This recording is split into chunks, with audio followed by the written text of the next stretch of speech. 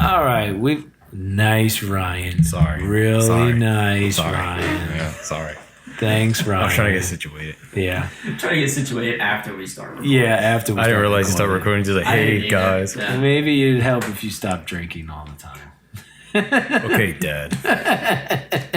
All right, guys, our new intro. Here we go, second time. 3 lives down. You got enough in there to finish me off? One way to find out. Gross.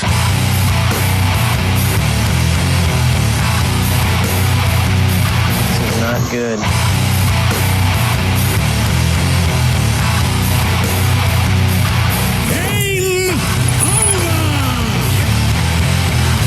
Mario Brothers trumpet, no leap too small.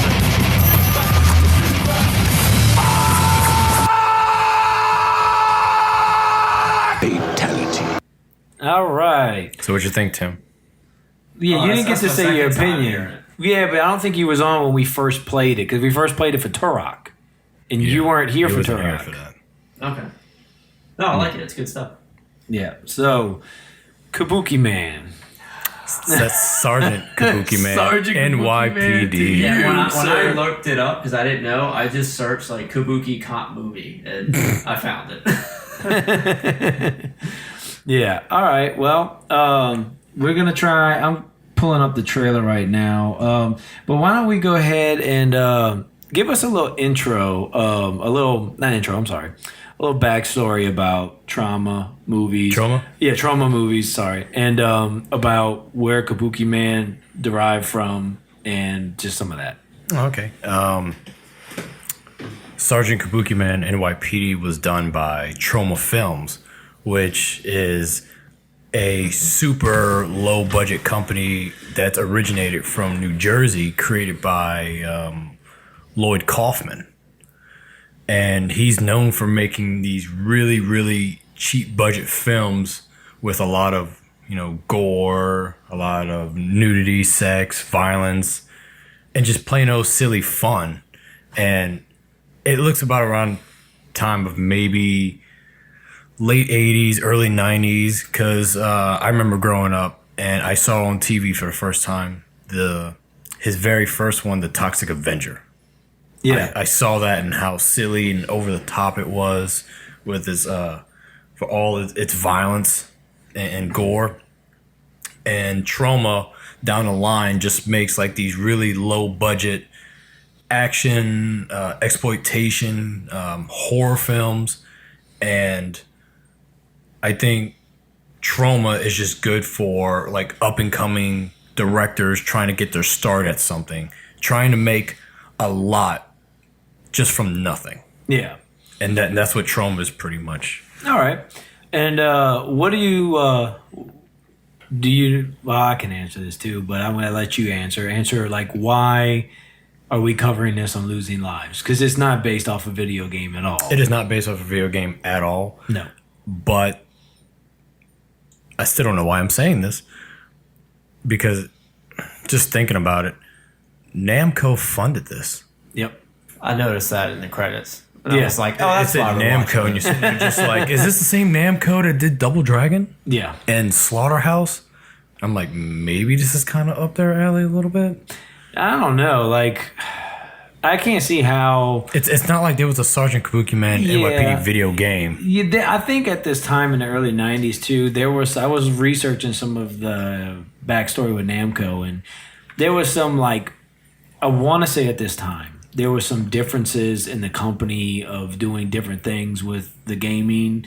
And I think they were starting to build a presence, because right here, 1991 is when this movie came out. Yeah. And gaming took a big hit in Atari in around 85 with a lot of people getting washed on that ET game. I want to say that was the big thing that was responsible for it, around 85, 86, if that's right. That sounds about right. Yeah, so, and it wasn't until Nintendo came and kind of put some juice back into, About not say gaming, I'm talking about 84. home consoles mostly. I mean, arcades were still going on in a lot of places like Namco. Arcades was where they were getting a lot of their stuff done. That, and I think like pinball machines too. Same thing with Sega. They were doing stuff with like pinball machines and then like arcade games in places. So Namco, for some reason, I don't know. I can kind of see Namco going to Troma, a company like that, because I'm guessing they're just like, well, we want to make something, or we want to fund something, but we don't want to throw a whole lot into it. Yeah. So Troma is known for that. Yeah, that's true. They definitely didn't have to put much money to it, because you could tell just watching this movie that there's not much. There's not much into it, not at all. So we're gonna go ahead and play the trailer, Okay. and then we're gonna get into the movie. His name is Sergeant Harry Griswold. He's an undercover cop who takes his job seriously. I need to commandeer this vehicle. A regrettable twist of fate has chosen you as a recipient of amazing supermortal powers. He becomes Sergeant Kabuki Man, NYPD. Only a beautiful, tender woman, Lotus, can carefully teach Harry the subtle nuances of the Kabuki way. She trains him in the proper use of Kabuki Man's amazing arsenal of high-tech super weapons. Heat-seeking chopsticks. Computerized 16-byte sushi. Futuristic flying footwear. Bulletproof gale force fans. And pyro-projectile parasols. He is a one-man army of awesome Oriental artifacts. He is Sergeant Kabuki Man, NYPD. That theme song. Yeah, that was the montage fight. Yeah, I heard that and I was pretty hooked. This says here in the video they show the VHS tape now available as $14.98. Also available in EP version, $9.98. I would not pay any of those amounts. I was about to say, guys, we need to get our copies while we can. Yeah, right. All right, so let's get down to this movie. So, Tim, how much of this did you watch? How far into the movie was it when that woman was being raped in the park? Oh, yeah, it was like maybe... Was that like 40? halfway? No. Not even halfway? No. It felt like halfway. No, this movie is way longer than it needed to It's be. an hour and 44 minutes. So Yes. you were not even halfway. Yeah, you was like maybe at the 30-minute mark. I was as far as I needed to be. So, all right. This fucking movie, man. I don't know why Namco... And from what I heard, Namco actually was expecting this to be like a child-friendly movie, like a kid movie. That was their expectation. Not at all. And then they got the movie, and it's like, nope. And they did this movie. Obviously, they did not see The Toxic Avenger. Nope. No, not if you're going to pay them to do the movie. But apparently they were fans of the Toxic Avenger, and that's why they wanted to do Kabuki. Then they should have known what to expect. Yeah, exactly. So, But hey, Child-friendly movie opens with businessmen snorting cocaine outside of their office in the middle of the day. on top of a car. Mercedes. On top of their Mercedes. And then it just goes up to the top of the building where two children get murdered by a guy who walks in on, I guess, their parents banging. Yep. Murders both of them, throws the woman out the window. Lands on the car, and then it's like... With a like ironic joke, like, women are going to be falling all over me. Oh! So it's funny, these violent, terrible scenes in this movie are mixed with like... wacky sounds. Wacky, not just sounds, but also like humor. Like the little silly joke. Like Timmy just said, children are being murdered, dad's murdered, mom or whoever is thrown out of a window, and then they drop a joke like, women are gonna be falling all over me, and then she actually falls on him and they lay out in the street like, ugh, and then it's like Kabuki Man. Yeah, they told that guy's like, be as stuck up as possible in the scene. Yeah. Yeah, and it just so happened the guy he murdered was the Kabuki Man. Yeah, we so didn't he even was know. like the first. Like when I first watched this, I was like confused for the first part because it just jumps right into this murder scene, and then he makes a comment like he's the Kabuki Man and like dies, and then I guess it's transferred to that old man in the Kabuki show because it's not transferred to the main. He's the grandfather. Yeah, he like oversees who becomes the Kabuki Man. I did not get that at all. So you go ahead and explain that to me. That's why he was eating the worms. Yeah, I saw that. I knew he was eating the worms, and then I saw when he dies, he spits the worms and he passes it to him. That's why the dude who killed the children, he was like trying to make out with his body, and then like someone pulled him off. He was trying to get the Kabuki Man powers from him. Oh, I did not because catch after that. he died, the grandfather was trying to find the next the next person who was worthy for it, and the daughter or the granddaughter thought it was going to go to her. Yeah, but I'm guessing that bubbling idiot detective, being heroic at the time, it chose him, instead of her. Yeah. No, the grandfather chose him instead of her. Yeah, that's right. No, it didn't really choose, because she makes a big thing about like, I wanted these powers, and now because women are treated unfairly and men get all the stuff, I got to deal. She even calls him penis wielding imbecile. That's who she's penis wielding imbecile. Yep. Penis wielding imbecile. So that's during the interrogation, right? Yes, that's during the interrogation. So, all right. So I'm gonna remember that if I ever find myself in an interrogation. Which, by the way, that assassin had a very extravagant blonde wig. Yeah. Yeah, when you first see him, I was like, is he wearing a wig? Why is he wearing a wig? I didn't know that was... At the end of the movie, they have a fight scene, and he rips the wig off, and he's just got this crazy patches of hair, but he's just like laughing like an insane person. Was he human? Yes. Yes. Okay, because the woman who just said penis wielding imbecile, she like makes some suggestion that like they're not going to catch him because he's... Unless I misunderstood. But I thought she was talking about the white guy. I guess because they got your typical like big CEO business guy who's also like into drugs and illegal activity, and he's like, I guess, the main villain. Yeah, because he was trying to bring about the evil one. Yeah, they kept calling him the evil. Oh, here's the explanation of it. At the end of Mercury's next journey, the dragon shall dance through the hoop of Jupiter. If at that moment the monkey will ride the jaguar and the tiger will feast on the nubile, the order of the universe will be such that the evil one will reign supreme for eternity. Now, do I make myself perfectly clear?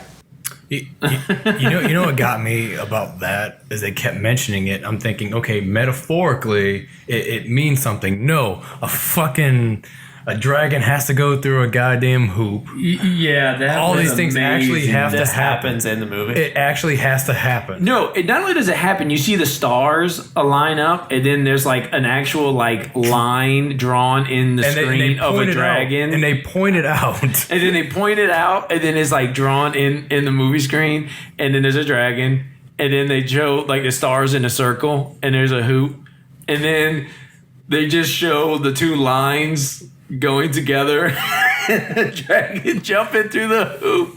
And what was the last one? It was like the monkey rides the jaguar. Oh yeah, so then there's a monkey, because apparently later on in the movie, all those things have to happen in order for the evil one to pop up. So hold on, I'm finding it. Nope.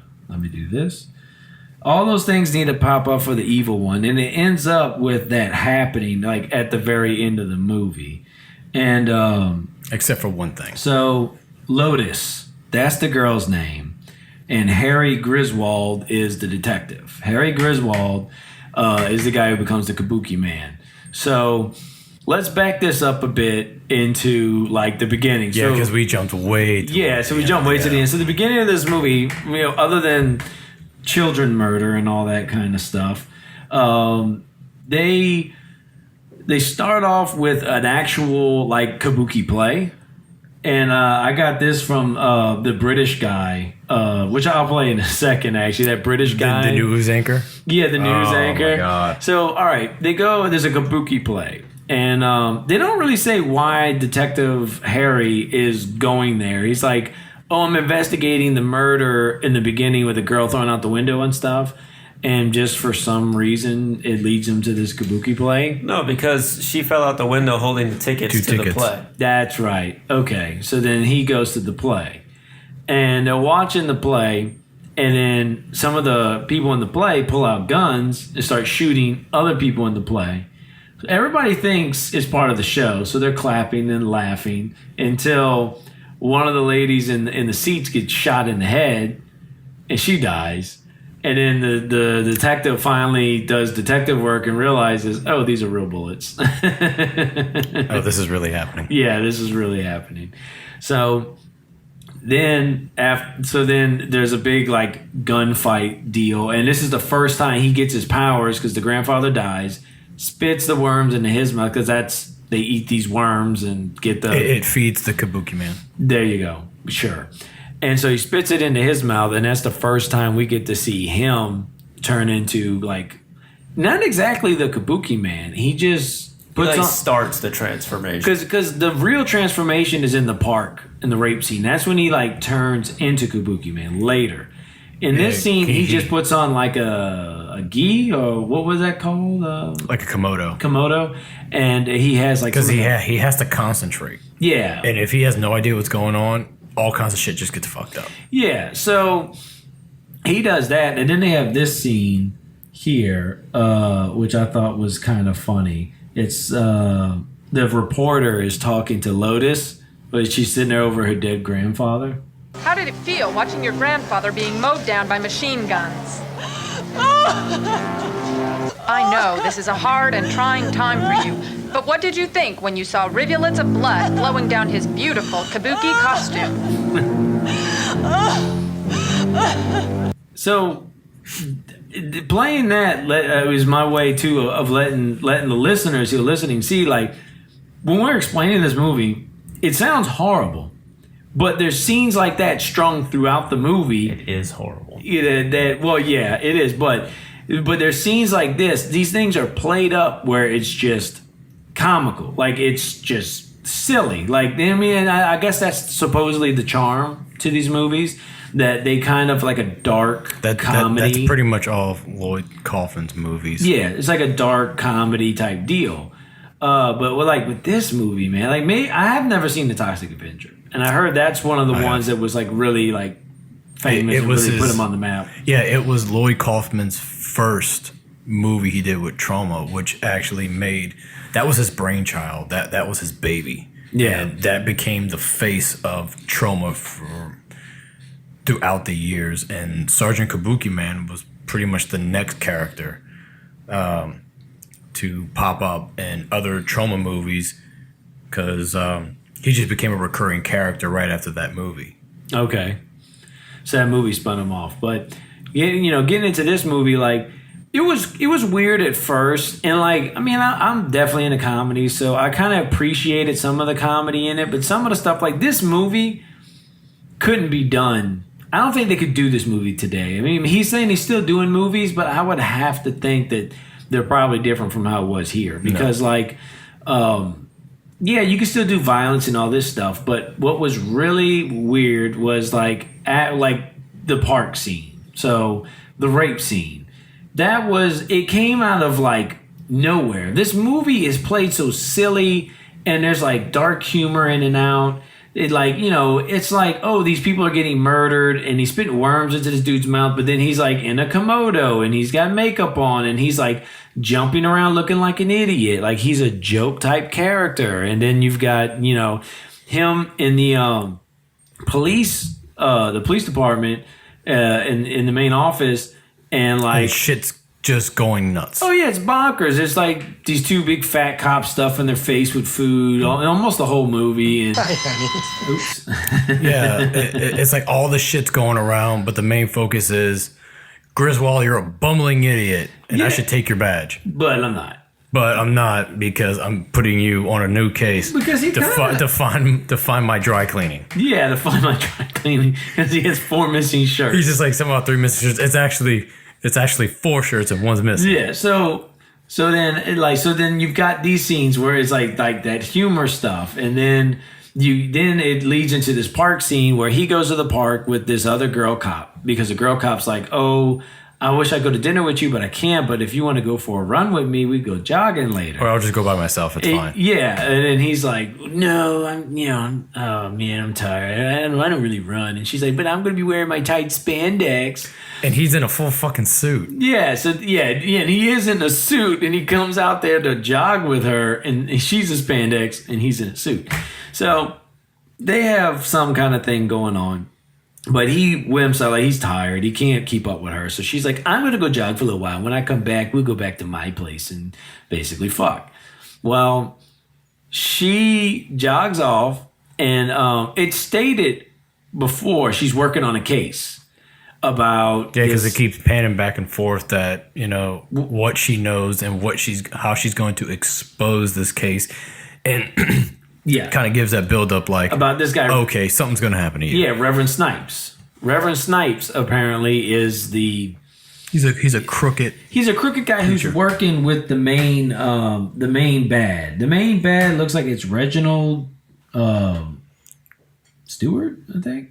I don't even remember the dude's name. I think it's Reginald Stewart. It's the basically the old white guy who looked kind of short in that movie. He looked like he was very short. Yeah, he was very short, but he's like the stereotypical CEO business bad guy involved with gangs and stuff and whatever. So, but the girl, she's trying to remember. I'm trying to see where her name pops up at. Her name was Connie. I think her name was Connie, right? Something like that. Because a lot of these names, like looking up the names in IMDb and stuff like that, there's like no pictures to the names because none of these actors and actresses really have like, I guess, mugshots or like pictures to go along with it. I think there's a reason for that. Yeah, whatever they are. Yeah, not mugshots, but you know what I mean. So, but she's attacked in the park. Yeah, by a lot of goons. Oh yeah, they came out of the woodworks. Okay, I don't care about the quantity of goons. I care about the first guy that she ran into. Oh. Do you remember how he stopped her? No. Ryan. He just jumped in and flexed. In the path and she just ran right into flexed. Yep. Yeah, that's it. That was it. And then she stops. Hey, yeah. She stopped, didn't she? Yeah. Yeah, so she stops, and then she's beating him up at first. So I thought she was beating him up. She gonna get away. Well, she was, and then 17 other dudes. Yeah, it just came, and then they take her. She's got some tank top, so then they grab her shirt so you can see her boobs, and then they drag her to the back, and they basically rape her. They don't really show not even the back. All right, yeah, not the back. They were up a hill. They were right next to the jogging track. Up on the joggers hill. Would have ran by. There were still people there's in the 15 park. 15 guys raping that girl. Yep. Just jogging along. There's still people having picnics. There's still people running around. Yeah, and it's this scene that unlocks Kabuki Man. Because then he finally runs up and after stumbling. He goes to save her. Stumbling 8 times on a hill. Yes. Stumbles around, 8 fucking times. Yeah. And then he turns into Kabuki Man and then it's just ridiculous. He's throwing chopsticks at people. He's throwing sushi in some girl's mouth. Oh my god, he throws sushi in one chick's mouth. Yeah, and one chick goes and there's sushi in her mouth. So you just saw them take a girl away and start raping her. And then you see them get beat up by chopsticks and sushi. And I guess the most racist Japanese stereotypes you can do about Japanese food and culture and stuff like that. All that summed up into a park. Yes, all that into this park where he beats up everybody. And after that scene, we get this wonderful scene where he finally is okay, I'm gonna go find Lotus, the Asian chick that was, I guess she's Japanese if it's all within this, the Japanese girl who's Lotus, who's talking. She was talking to him. She was explaining, the monkey's gonna ride the jaguar, blah blah blah blah blah. So he finally goes to her okay, help me with my Kabuki powers. It's like the dragon has to cross the rings of Saturn. And then we get this scene from the main bad, Reverend Snipes, who sent those goons out to attack that girl. And she ended up dying. Not from the attack. She goes to the hospital. They inject her with a shit ton of morphine. 5 times more morphine than what she should. Oh, and they do it like this too. They don't inject her with it. The guy dresses up as the doctor. Brings it. Writes down on the paper, she gets this much morphine. And the nurse is oh, well, I'm just a nurse. I guess if the doctor says she gets this much morphine, and he's dressed, and then just injects her with it and kills her.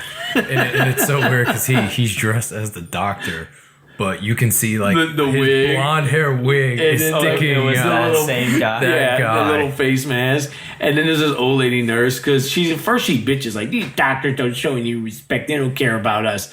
And like she does this little bitch thing because he like bumps her and just walks out and like gives her the paper like, this is what you give her. And then she's just like, this seems like a lot, but I'm just a nurse. You must be in a lot of pain because she can't speak. Yeah, she couldn't speak. She's like, no, don't do that. Like, she's trying to say, but all of it is like, "Rrr." So then she just like, why can't she speak? Do I want to know why she can't speak? she has something in her mouth. I don't know why. She's just beaten up. I mean, I don't even know why. Like, she just couldn't speak. Like her cheeks were like just so humongous, swollen. She couldn't speak. Like yeah, and from the cock. Like what? They didn't punch her once. They kind of show like she got punched. Like, because it's a thing though. You don't see anything happen to her because like you see her get dragged off, and there's like a dude on top of her, but a bunch of dudes are around. Right. You don't see anything. Then when you see the aftermath, now you think, yeah, okay, all she you just get got to punched see in the is the face aftermath. like And when you see the aftermath, it just looks like she got beat up. It don't look like she got raped, but she got raped because of this scene here. This scene here is the Reverend speaking after she dies and all that, and apparently there's outrage. Like people are coming after the guys who raped her as they should. So this is what he says. I kind of want to mention before you did that how.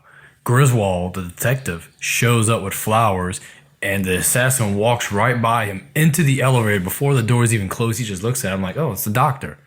Wait, and you can clearly see the wig. And then but now I the doors. I don't think he ever saw him except for at that Kabuki thing, and there was a lot of shit going on. So I mean, he technically didn't really see him before. Well, he saw him.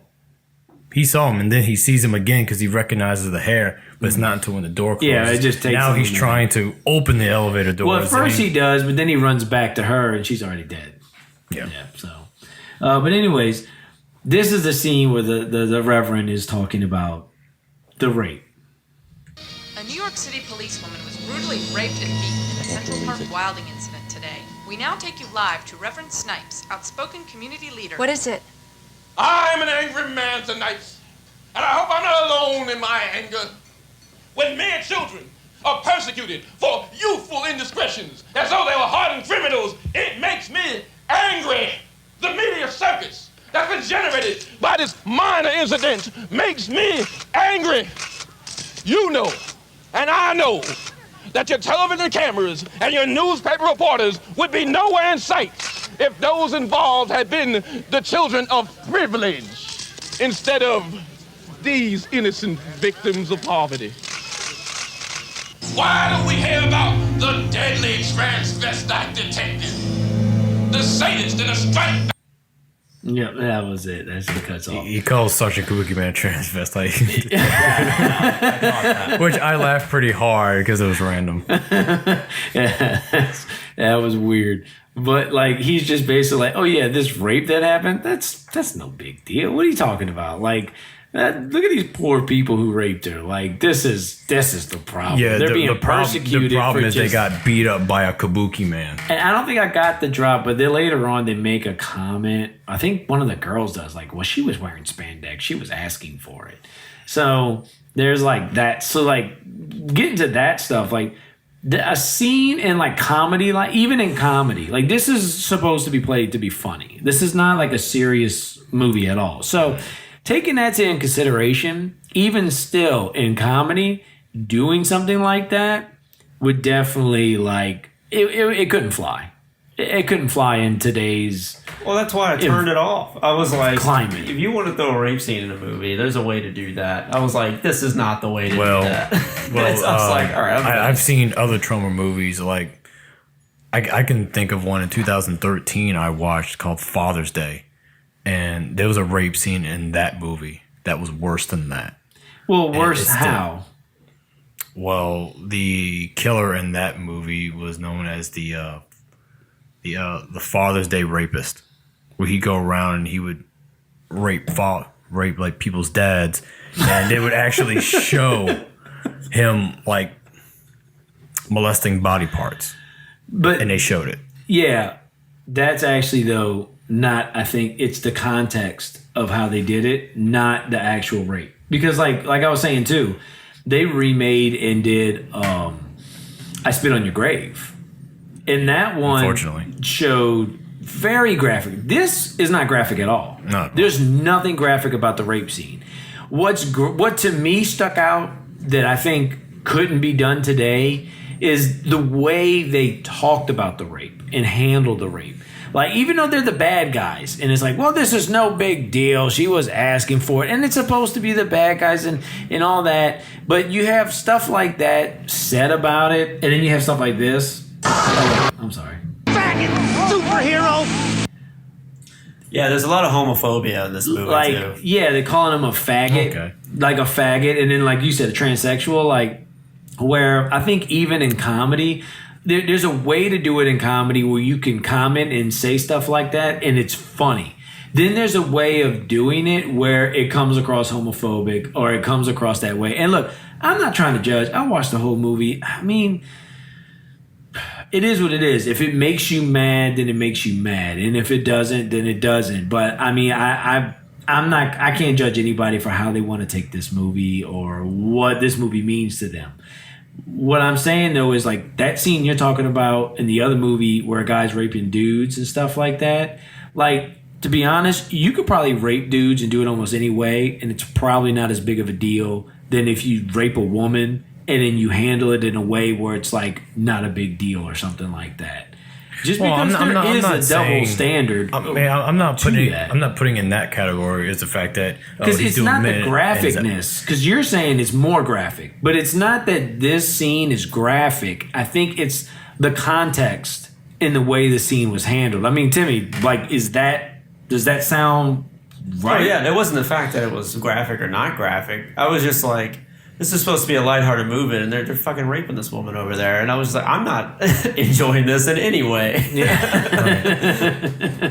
So, I mean, to me, I got that it was towing this line between dark comedy and I can't even say it's serious. It was playing with this line of dark comedy. And back in the 90s, I think, yeah, you could watch this without a blink. Back in the 80s, well, the point I'm making is in today's political climate. The political correctness. Yes, I'm saying in today's political climate. Very well. Then, I don't think. agree. Yeah, I don't think that you can actually do this movie again. Like, it exists, it's there, and it's like time capsule. Something like that would have dropped in theaters, and then you would have a bunch of people in the streets. Yeah, like I would think so. Like, and maybe I'm wrong because they did look. The faggot superhero and all this kind of stuff. This movie. It all comes from the villains. Right. Okay, so it's if that's the way they're like, well, we're painting this to be these are bad guys, these are villains. They'll raping. They'll say bad. They'll shit. say faggot. They will do that stuff because none of the good guys are really saying that in the movies and the film. It's not like Sergeant Kabuki Man said, "I'm no faggot. I'm a superhero." Yeah, like if he would have said that, that could have maybe even been worse. It could have been like in the name of political correctness. Now that's what I'm talking. I'm not trying to judge this movie and say, "Oh, it's politically correct." They shouldn't have said that. I'm just saying, in the climate that it is today, like I listen to a lot of interviews with comedians. I like to listen to Joe Rogan's podcast. He talks to a lot of different comedians and stuff like that. And when you talk about comedy and stuff, they constantly talk about movies, just even from the 90s and the 80s and even earlier than that, that if you were to play them today, like, what's that movie, The Honeymooners? Where he's like, one day I'm gonna right to the moon. And he's talking about... Bang, zoom, right in the kisser. He's basically talking about punching his wife. You know, that's what he's saying, domestic violence. You couldn't do a comedy like that today. And it's not the graphicness of it; it's the context and the way you're trying to be funny and what you're calling. Because you can joke like in stand-up comedy. It is what it was for that time. Yes. Now, no. Yeah, and that's all I'm saying about this movie. And it was kind of weird to see some of this stuff when nowadays we're used to things. You're just not going to see anything like that. I mean, think about the comedies that come out now. And that movie. Yeah, because I'm pretty sure that movie was released like maybe at a double feature in New Jersey. Yeah. Yeah, that wasn't something that was, to me, that was shown worldwide. Yeah. But anyways, off from that tangent about it, I was just saying that in the context of this scene, the rape scene and all that kind of stuff. So getting back to just the movie in a whole, I mean, you have her, she's raped, and she dies.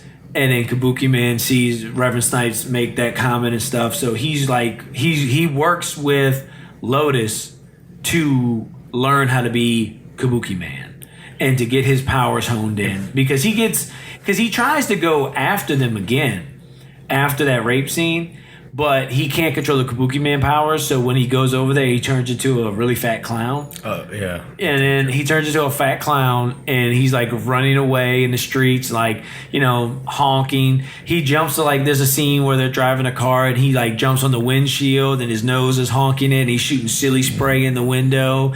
And then the guy's like, silly spray? I can't see. I'm going to wreck, or something like that. He just has a freak out behind the silly spray. Like, because he got the assassin driving. The weird type of tones in this movie, because there's a way to do a dark comedy, but it's like it's dark, but the comedy is actually not as dark, right? Because the comedy in it is super silly, like it's a kids movie, but then there's these dark themes thrown into it, like rape and murder. Like, one of the things Kabuki Man does, he sees when he finally gets a hold of his powers, he sees a prostitute and a pimp fighting. So he wraps him up in a sushi roll, and then he cuts him into pieces, and then you see these sushi rolls with like legs and arms and stuff sticking out of the sushi rolls. Oh, or when he first transforms to Kabuki Man and he takes that guy down and he stomps on his head. Oh yeah, he stomps on his head and flattens his head. It just kills him. Yeah, it just kills him. Yeah. So and like, all right, just again, the goofy childlike sound effects.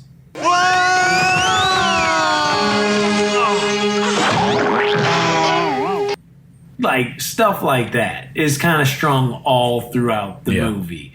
Just goofy sound effects like that.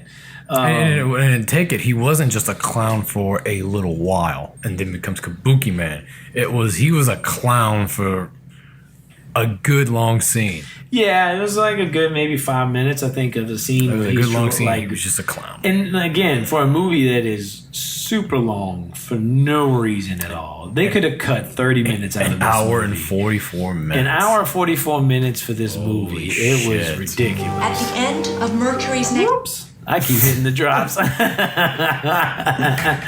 But here's another one.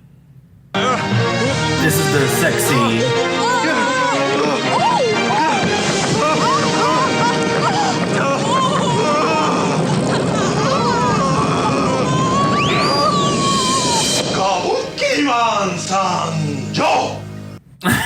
That's how that ends. It makes me want to say that.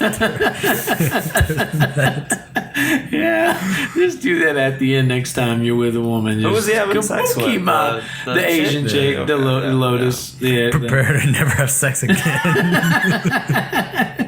Yep.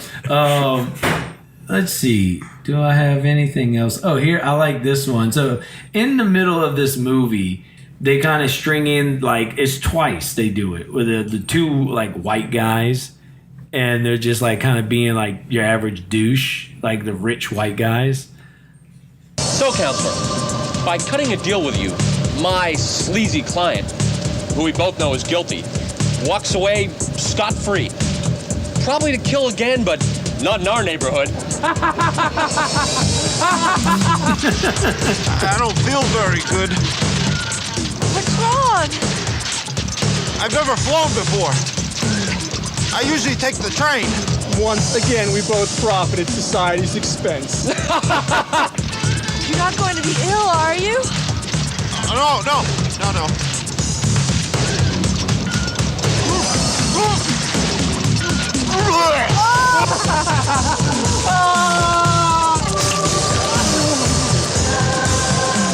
Well, counselor, I guess lunch at the Bar Association is off.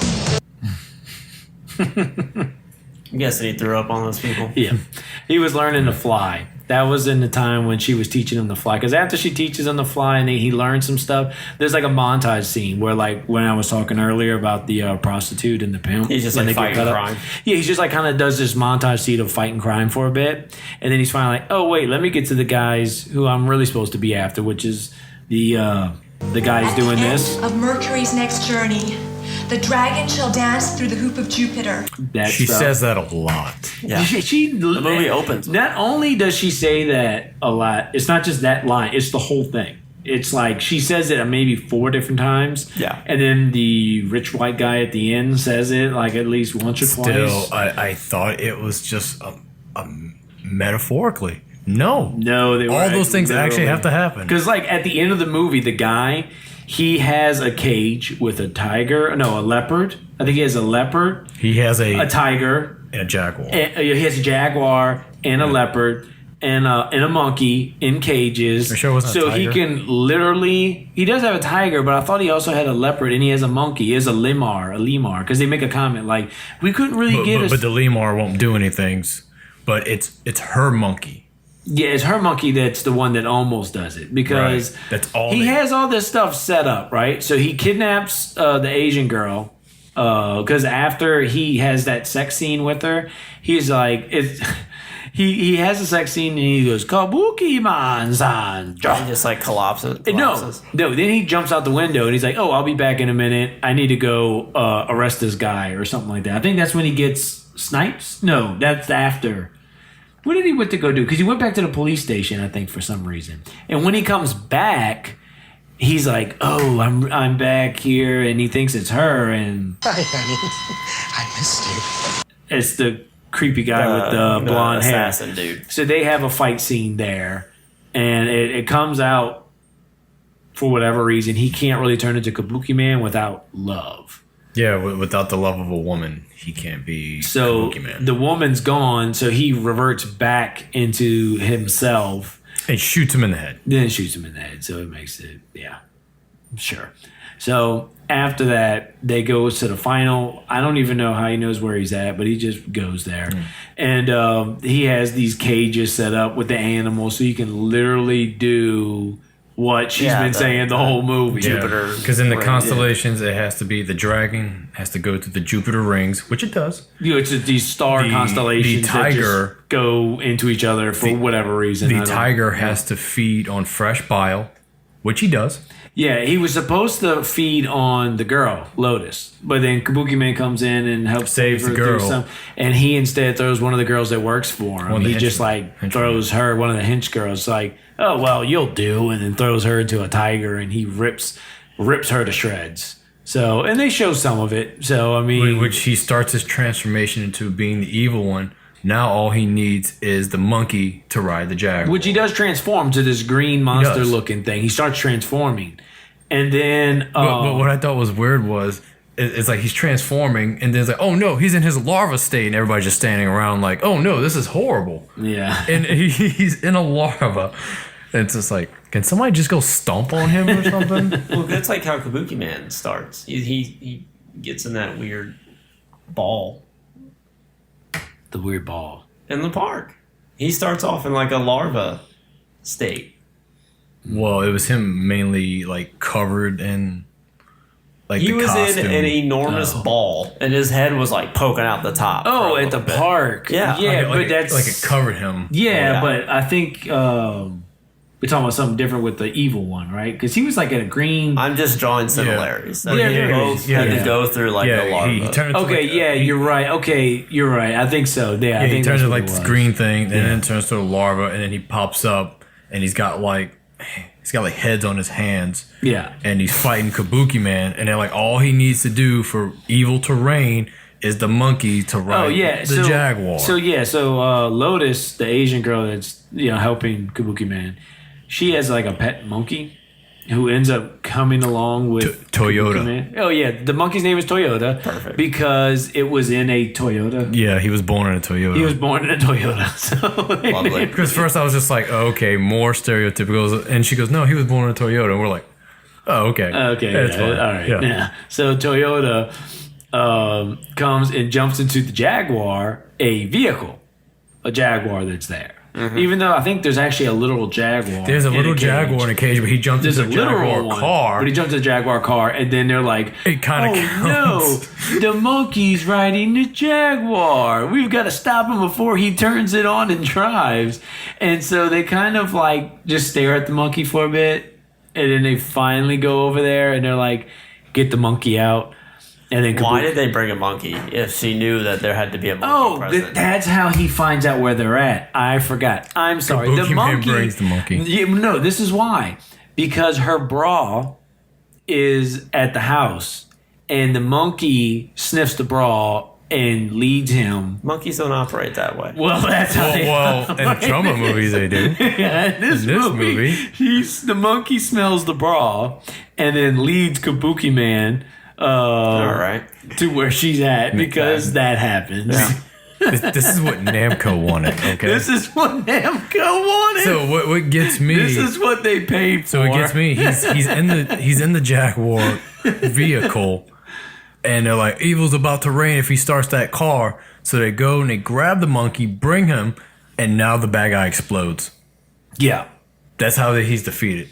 Yeah, by ripping the monkey out of the car? last step does not happen. So now the evil one's defeated. Yeah. No. All right. So what time frame did we have for the last step to not happen?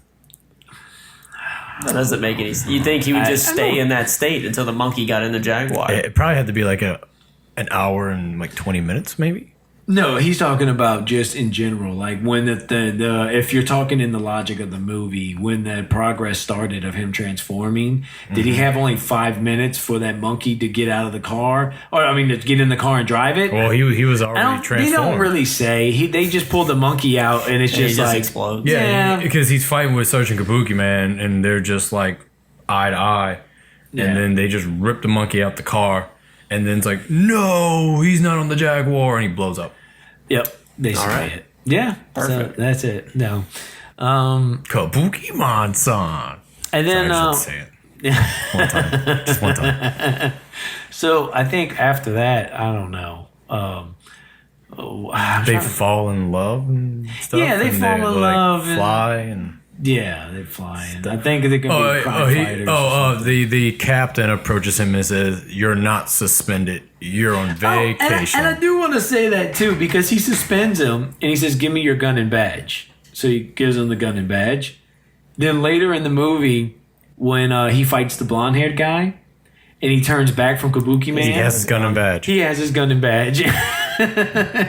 So sure, who cares? Just keep rolling. It doesn't matter. It's this No. type of movie where none of that stuff matters. Who gives a shit?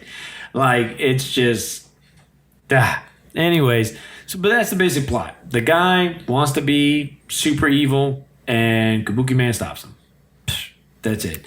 And it's just a crazy, weird tone of a movie that, like, I mean, I don't want to judge the whole movie. I've never seen Toxic Avengers and stuff. And look, movies done in those 80s and 90s, there's a lot of movies. It's not just picking on this movie. There's a lot of movies that are like that have we're stuff trying to take themselves seriously. Yeah. This movie, obviously, they did not. No. Which is fine. I think with a dark comedy, if you're going to make it dark and try, you do silly stuff in a fucked up way. You don't do fucked up stuff and just have silly stuff next to it. I think you've got to do some of this stuff in a funny, different, fucked up way if you're going to make it funny, if you're going to make a comedy out of it. But what they did was they had fucked up shit happen, but then goofy, zany shit happened next to it where nothing really fit. There was no... The tone of this movie was just whatever they just jizzed out in the script. Like, that's kind of it. Like just their own low budget take on kind of like paying a homage to all those 70s 80s exploitation films where it was just bam bam bam, here it is. And look, I'm willing to say maybe I know for Timmy's fact he doesn't understand these type of movies at all. No. I'm not saying there's a lane for it either, or that you should be able to understand it. I mean, and at least maybe some of those movies they've done, but this movie in particular. But this movie, like, I don't know. But there's a funny review on YouTube under this movie. It's not funny. It's funny because it's just, this guy is saying how he's depressed or he has suffered from depression. And then, not a guy, I'm sorry, it's a girl. It was a girl who suffered from depression and watched this movie, and it helped her in a dark time. And she showed it to her friend, who's another girl, And they both were suffering from depression and watched this movie, and it helped them through a rough time in their lives. And they just wanted to say thanks to the trauma movies, and they appreciate, because once they watched this Kabuki Man movie, they started watching all the other movies and stuff like that. That's kind of what I did. This mix of light and dark that like helped them through a dark time, and they really enjoyed it. And that was them, and it was 2 women. So, I mean, I won't lie. I started watching I saw the Toxic Avenger, and then I just went on down the line with trauma films. Yeah, just random, like Rabbit Grandmas. Yeah, or is it Rabbit Grannies? Graduation Day, Father's Day, Mother's Day. I'm telling you, all these are fucking movies. Trauma Wars is all these characters from trauma movies in one fucking movie. Terra Firma, which I just finished watching. Yeah. Just about all the films are like that. Yeah. Yeah. So let's get to the point where we rate this movie, and we can start kind of bringing this to a close. So Tim, I'm pretty sure, lost all his lives. I mean, I literally lost it. Like, I turned it off. You know? You didn't even I didn't complete finish it and go like, man, that sucked. I was just like, nope. So that's the new standard. This is the new standard. It's had me go back and reevaluate all my scores for the other movies. Ryan? You want me to be completely honest? Sure, man. If you want to give it a Sounds like he gained life from yeah, everything might I've have. heard so far.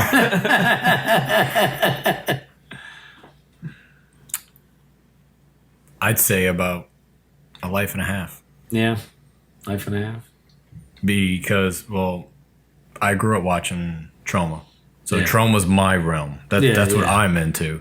Take it, this movie was boring and too fucking long. How does Not this the movie? greatest. How does this movie compare to the other trauma movies?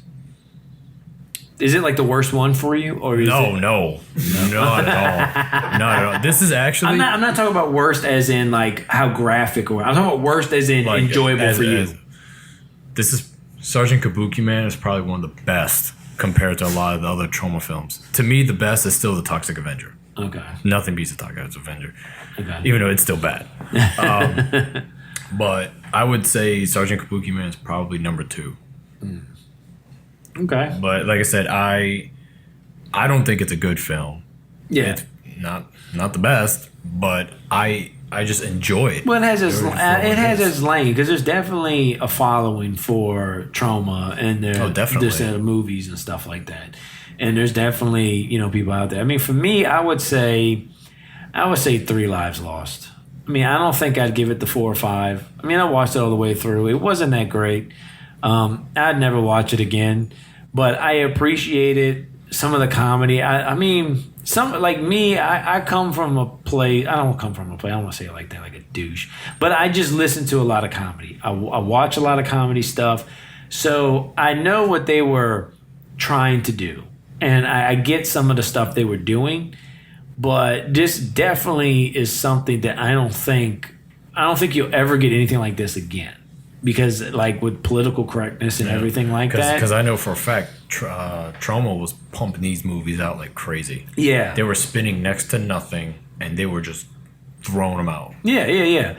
So, I mean, there's definitely a lane for this kind of silly but dark type humor for it. I just think there's better ways to do it than this. But yeah, I'd go with 3 Lives Lost. You're doing 1.5, and Timmy just died. He couldn't do it.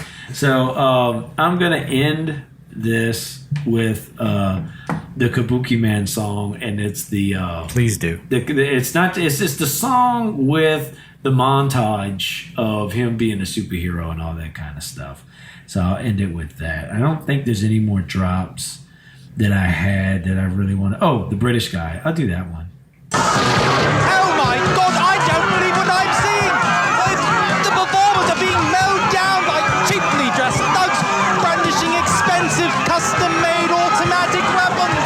Bullets fly and rip my flesh! Even I am not immune to the dazzling gunplay as I have elbows cut in half.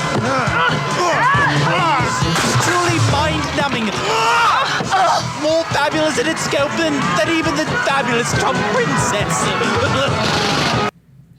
I thought that guy was like. They probably So he died, right? Yeah, he's dead. Okay. Yeah, dude, he I died. just heard where he said almost got cut in half. Yeah. I was like, oh, okay. So yeah, he died. Right. He like kind of felt like, ugh. But that dude just. Okay, in this scene, how British can you be? Yeah. Can you turn it up a little bit? No, more. We want more. I like this is another one too. I've liked this one because it was just funny out the blue. Here you go, buddy. Get yourself a cup of coffee. Well, this black dude just walks out when he turns to Kabuki Man, and he like does like this, and his arms out. The Kabuki Man's arms outstretched, like he just transformed in a kind of a theater-like way. And this black guy is like, "Here you go, buddy. Get yourself a cup of coffee." And he throws him like $5 or Is that something the like same that. black man that he gave money to? I at the think beginning so. Of the movie? Yeah. Because it sounds like the same exact pose almost. Yes, and in here too, when I do the when I end this episode with this, there's in the montage scene. If you remember in the beginning of the movie, there's a guy who breaks into a car and then sticks a tag in the window that says like "warning, this car has no radio" or something like that. He sticks like a tag in there. It's in the beginning. It's right after everybody gets murdered in the Kabuki stand, in the Kabuki play. I mean. And there's a guy just robs like a radio out of a car. Yeah, because it cuts away to inside the building. Yeah, where it introduces the CEO. Yes, and am I made to think that was his car?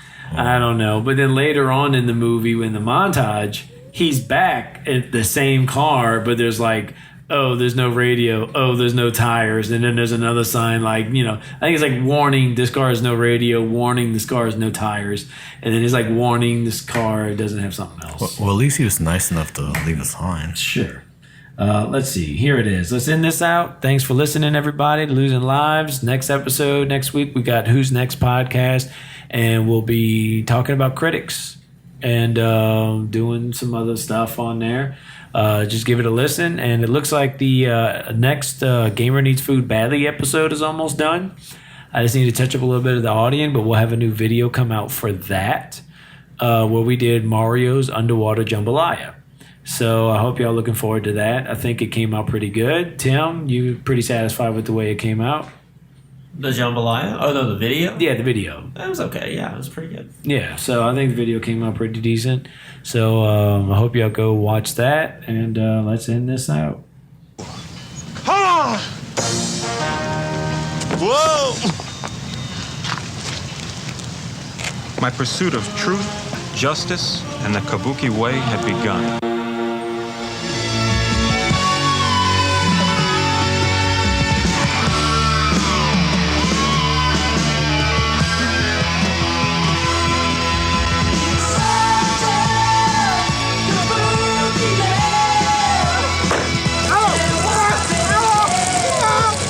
Tell all your congressman friends that if they meddle with the National Endowment for the Arts, they'll have me, Kabuki Man, to deal with.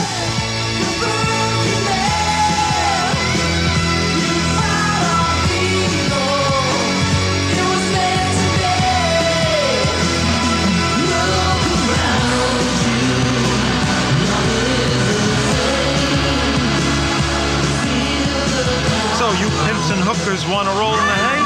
Well, how about a sushi roll?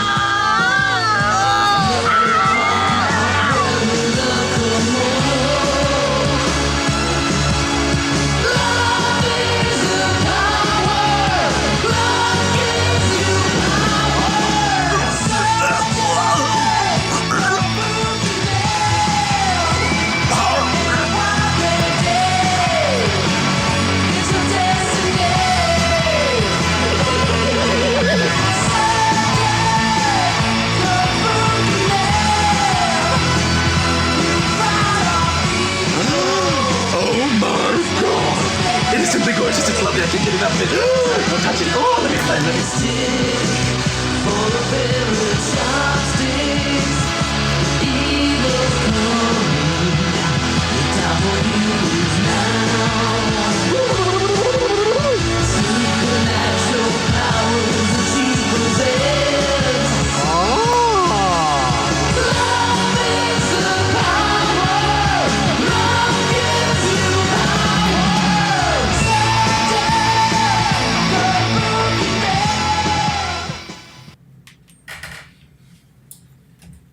something